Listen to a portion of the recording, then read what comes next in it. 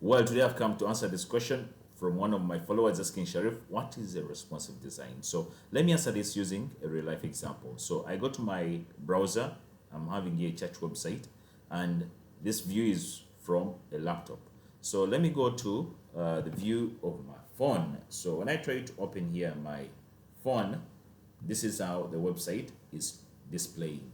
So responsive design in web design is an approach that aims to make web pages render well on a variety of devices. For example, when I try to view or when I want to look at the About Us page on my phone, I'm going to click on that menu and it will display the About Us page. Still, here on my desktop, when I'm viewing the About Us page, still I'm able to view the same content. So that is what a responsive